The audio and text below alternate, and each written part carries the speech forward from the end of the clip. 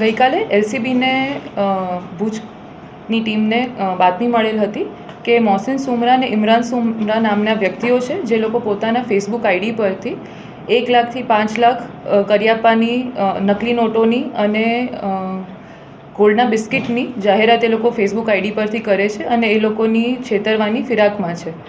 આ બાતમી મળતા એલસીબી ટીમ દ્વારા અકાઉન્ટ બધું વર્કઆઉટ કરવામાં આવ્યું અને મોબાઈલ ચેક કર્યા એ લોકોને પકડીને ત્યારે એવું જાણવા મળ્યું કે મોહસિન સુમરા છે એ હાર્દિક પટેલ નામના ફેક ફેસબુક આઈડી યુઝ કરે છે અને ઇમરાન સુમરા છે એ વિજય સોની નામથી ફેસબુક આઈડી બનાવ્યું છે ફેક, જેના પર એ લોકો 1 લાખથી 5 લાખ એ ઉપરાંતમાં ફેક આપણા જે ગોલ્ડના બિસ્કિટ હોય એની એ લોકો એના પર એડવર્ટાઇઝમેન્ટ મૂકે છે ફોર ધ સેક ઓફ કે છેતરપિંડી કરી શકે એ લોકો બધાની સાથે.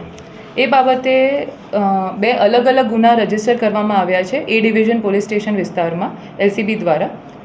આ ઉપરાંત છેલ્લા 6 માસમાં એલસીબી દ્વારા 21 ગુના દાખલ કરવામાં આવ્યા છે, જેમાંથી એ ધ્યાન લેવા જેવું છે કે 16 ગુના એવા છે કે જે એલસીબીએ પ્રોએક્ટિવલી સરકાર તરફી કર્યા છે.